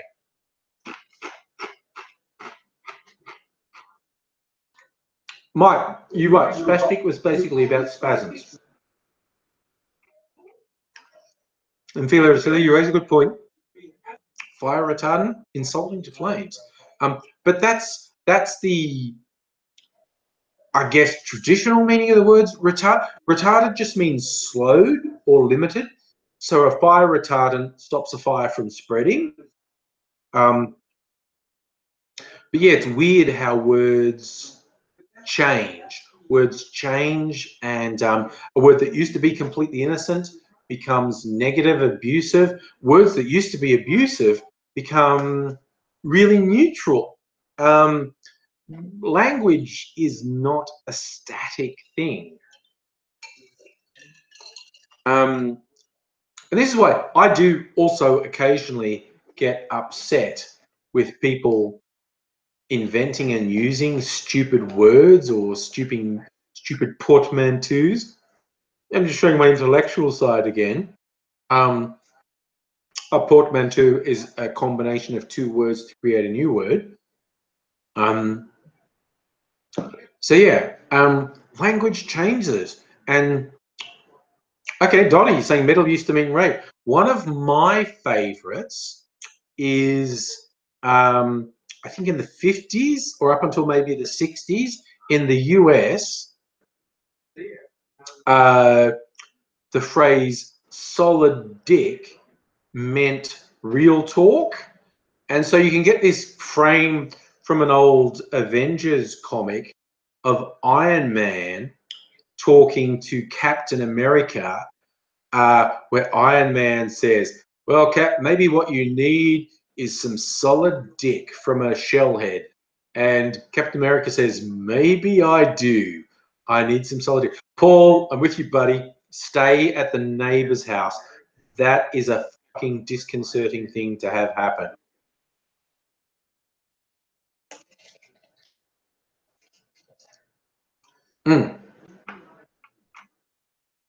You're a special ed teacher. You're right. You can get really Special thing. Oh my God, a friend of mine who's a stand-up comedian, he's been on my channel a few times, actually, Dave Bushell. He did this routine. He spent he works for a charity in his day job, and he spent the summer working in what we call a sheltered workshop. People with developmental disabilities, people with Down syndrome, some people with severe Asperger's or autism. And he worked the summer in what we call a sheltered workshop with the people with the various developmental disabilities. And when he made like a comedy routine about it, he was basically saying, these people are happier than us. Really simple things like lunch make them very, very happy. And I was envious of them. Like, it feels condescending to say they are special, they're wonderful. But seriously, they were so happy about simple things like lunch. He was just on, and they really liked him because he worked with them. He was the only one without a developmental disability, and they all knew that, and they were quite amazed that he was working with them. And he, she's like, puts the phrase they used internally was everyone who worked there was the Downsies and the Aspies, and he was the king of the Downsies. And he said you can tell a lot about an audience whether they got into this routine or not. But he still works for the charities, so I guess he's good with it. Oh, okay. Abigail, you're saying the Solid Dick comic was a fraud and Photoshop. Citation needed. I would be very keen to see a source on that. And I won't be able to follow a link, but you follow me on Twitter. I'd be very keen to see a link that showed that that was photoshopped, because there is some motherfucking crazy shit in old comics just because of words and attitudes that, Abigail, I'll post it to my Twitter or something so I can see it later. Words and attitudes that used to be acceptable. Like, there's some hilarious Batman ones.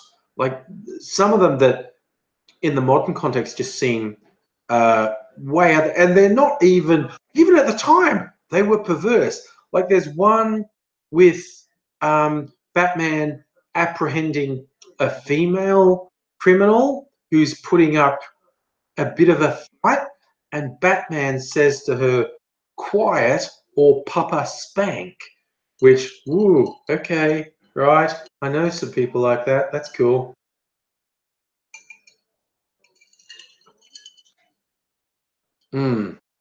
But yes, some of the old comics are really weird. There's no two ways about it.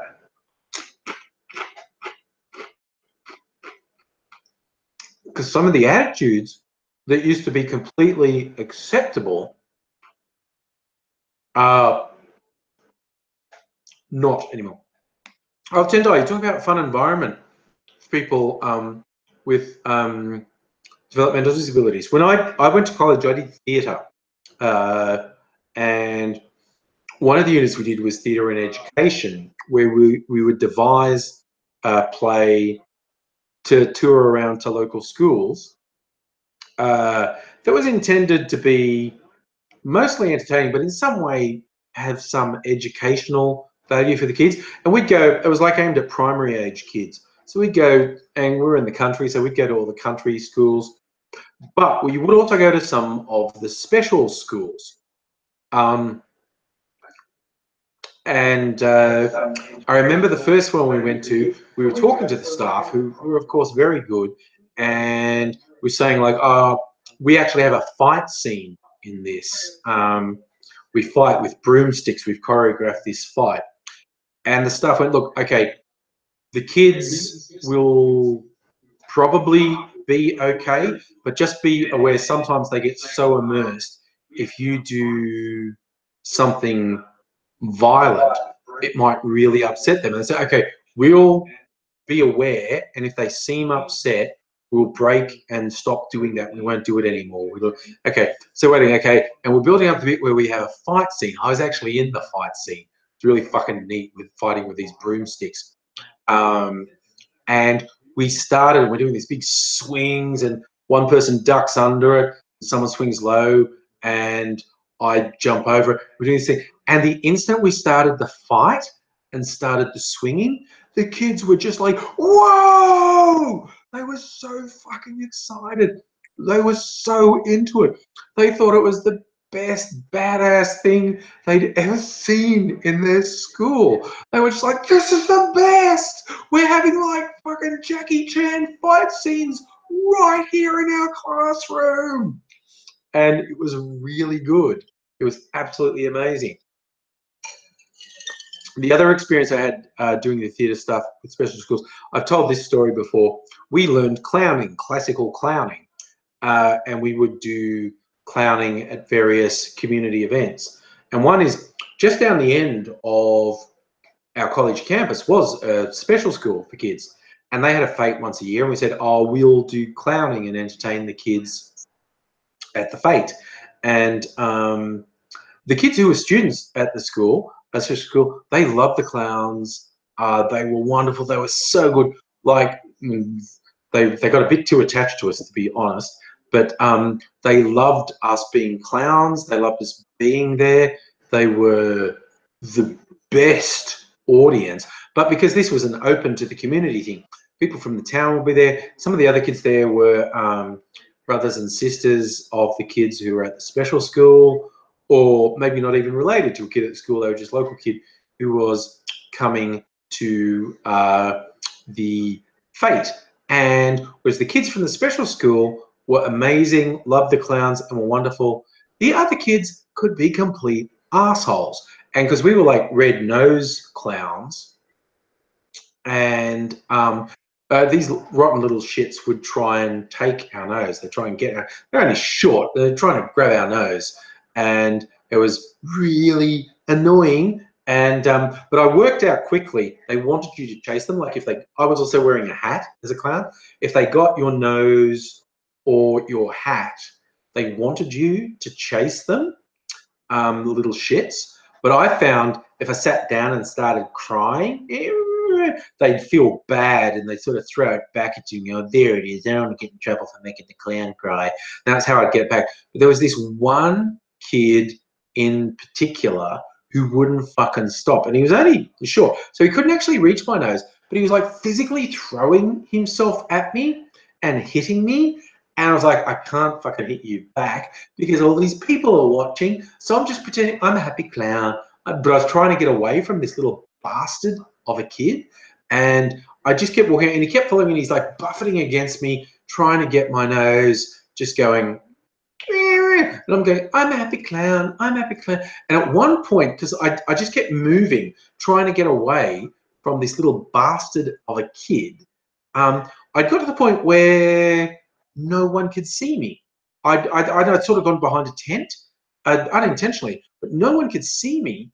And it's just this kid hassling me who wouldn't go away. And no one could see what I did. So at this point, I decided to traumatize this kid for life. I really decided to traumatize him for life. And no one was looking at him. I'm going, I'm a happy clown, I'm a happy clown. And then I just grabbed him by his collars and lifted him up off the ground right into my face and just went, if you don't fuck off, I will tear your fucking head off and shit down your neck, you little motherfucker.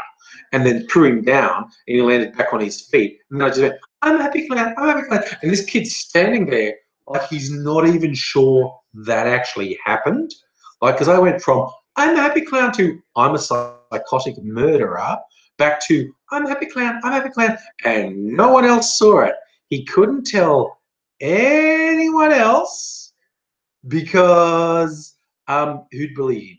And so I like to think I traumatized that kid forever. Oh, I note with interest, we're talking about the suggestion of some supermarkets having a quiet time for people who don't like noise and crowds of people with Asperger's or autism. Oh, gee, you've got a friend over. Say hi to them. Bye-bye. I did see that, Gemma, about the idea of the supermarkets having the quiet time suitable for people with Asperger's or autism. And I would say that's a super good thing, because for those who don't know, AIDS is on the Asperger's spectrum. And while he covers it really well, I've been with him in shopping malls that were really crowded, and I could tell when the lights, because shopping malls are always so brightly lit and they're so loud and there's so many people, I could tell when he's actually losing his grip and the whole way too much sensory stimulation is getting too much for him. So, I mean, I've seen it happen to AZ, so it's absolutely a thing. And this idea that the supermarkets would be setting aside some time, quiet time with dimmer lights, is really good.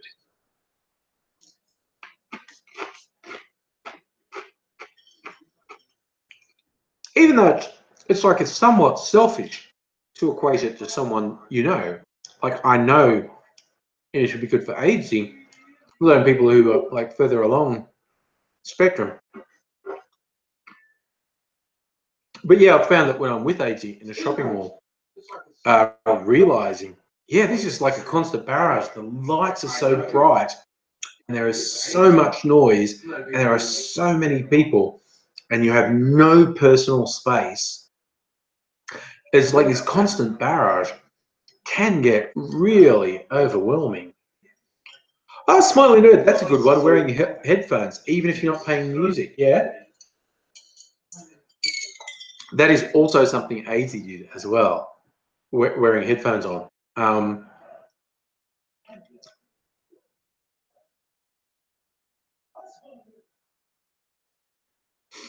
Oh, you're saying poor Toby, you're saying poor AZ. Don't worry, AZ has a coping strategy. Like, he does stuff when, like, we have group things. We often have group meetups for the YouTubers here in Melbourne, and AZ overcomes how he feels with a lot of people around by getting in their personal space and freaking people out a bit and making them uncomfortable. Because he explained it to me once. He said, just being in a crowd of people, man, those people may as well be licking my face because it's so intrusive on what's a boundary that I want to put in. So I try and level the playing field by making them feel uncomfortable, by getting up in their personal space and being weird and over the top at them, and that levels them out a bit. So yeah, Charlie, you have noise cancelling headphones. Patman, when's the next meetup? Mid-January, I think it's like about the 20th. I haven't announced it yet, but some out-of-towners are visiting around the 20th of January. I'm going to have a meet up then so they can meet you. That's sort of far enough past Christmas and New Year's that everyone's recovered and we can meet and talk about the new year.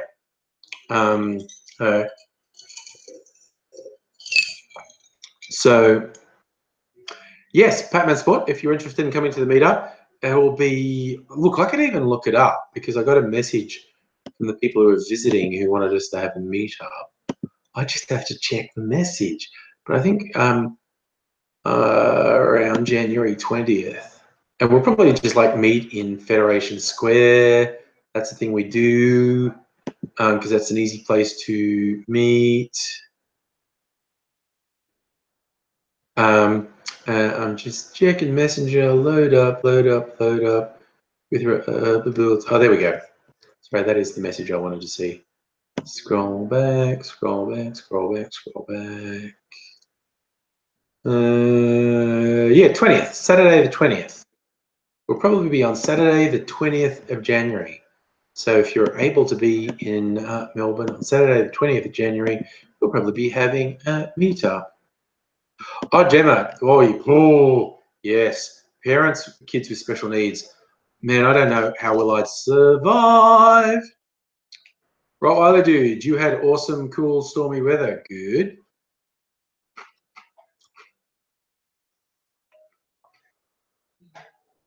I just saw a friend on Facebook saying she'd gone to see The Last Jedi at Yarraville, saying how she had to parkour across the car park because of the flash flooding. There were huge puddles, and she couldn't avoid them all, and her shoes got really wet. Let's see, what's your channel? Look, let's do it. Let's put it out there. You're saying people should subscribe to your channel. What do you do on YouTube? Oh, Mike, you have a single Bluetooth earpiece. When playing music, when I work in offices, I have music on all day. I have little earbuds in. I have it at a low enough volume that I'll hear if someone calls my name, but it's just enough white noise to sort of tune out the background cacophony you get in an office. I think a lot of people think it means I'm not paying attention, but I am. I'm just like giving myself a little bit of a zone because I think that's important. Oh, there you go, Shatner. 20th January, your mum's birthday. Here you go. Shatner, you'll drive the 2500k to Melbourne when you get your P's. Wow.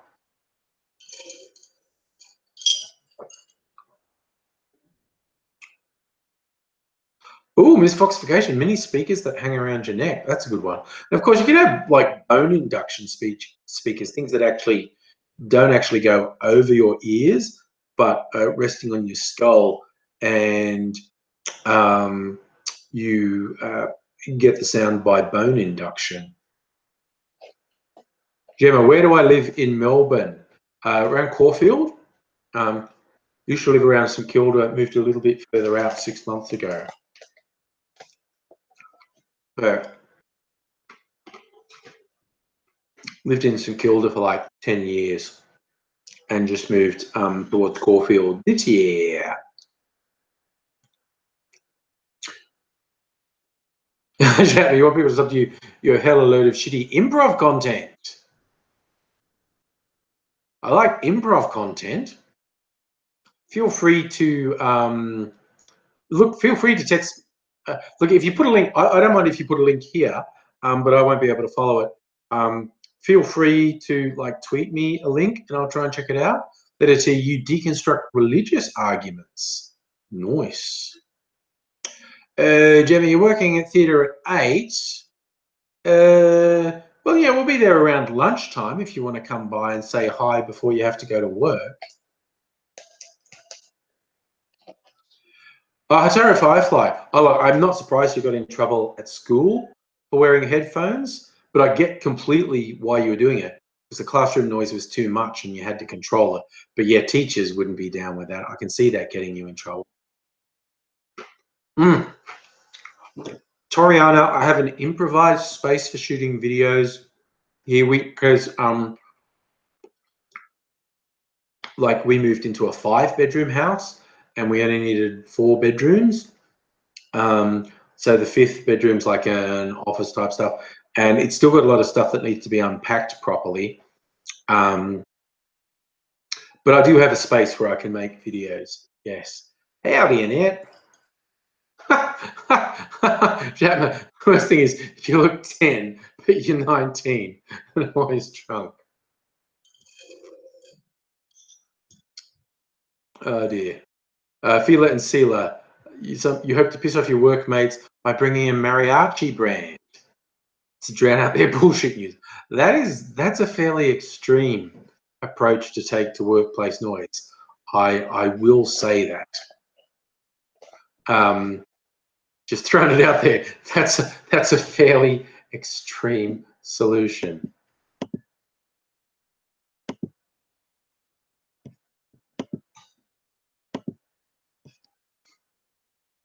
An SP7 fan. I don't know what SP7 is. Are they a mariachi band? I'm assuming so. I think that's what Fila and Sela said. Ooh, asking the big thing. Hotaru Firefly, do you have a hearing processing disorder? Okay. Letter T, you piss off your workmates just by using a PC, a Mac. Oh, using a PC emulator on Mac rather than using Apple. Gosh, okay. Breathing. Sorry, she's laughing. Tara got in trouble for breathing at work. Oh, you're working on the curious incident of the dog of the night time. I've heard that's going great guns. That's quite a big deal.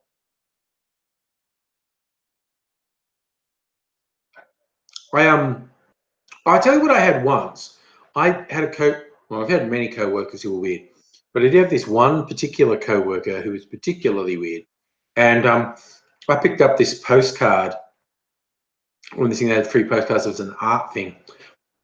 And it was made to look like a roadwork sign, like it was black print on yellow, but instead of being roadwork ahead, it said cheerful whistling permitted, which I thought was really cute.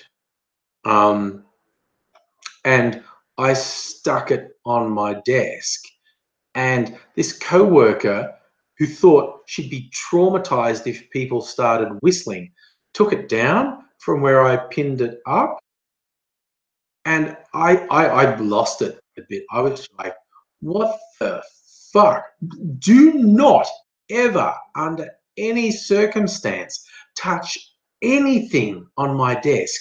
Stay the fuck away from my stuff. What the fuck are you thinking? Thinking you can come up and control what's on my desk with your neurotic bullshit. So I got in trouble not for whistling, but for having a sign that suggested other people should whistle. So people can be fucking weird. Corn chip crumb. Oh.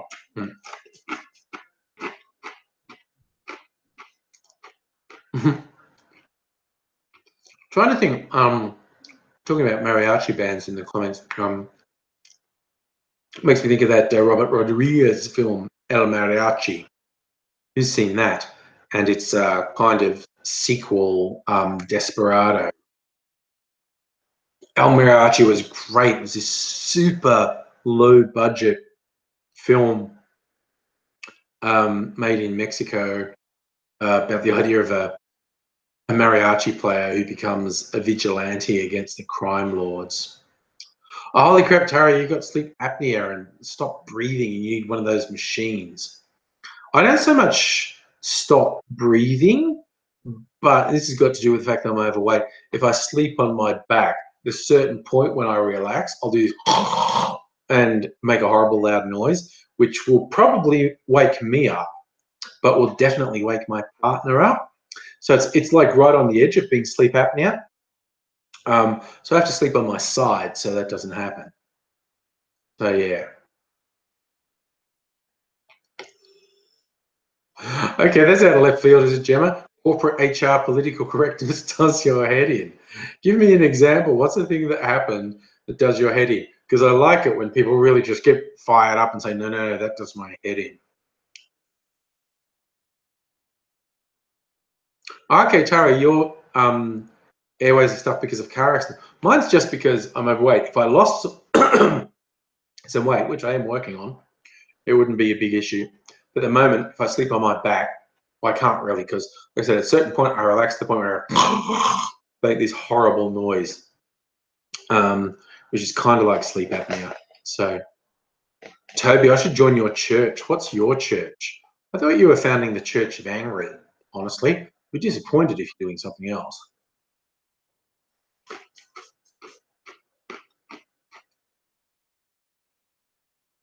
Dotty, snoring your unconscious body struggling for air. I have enough weird dreams without you putting stuff like that in my head, quite honestly. Did I ever tell you guys in a chat that I had a dream about Donald Trump? I must have said this because it plays so much. I had a dream. I was in my childhood bedroom, even in the house I grew up in, because I recognized the structure of the house.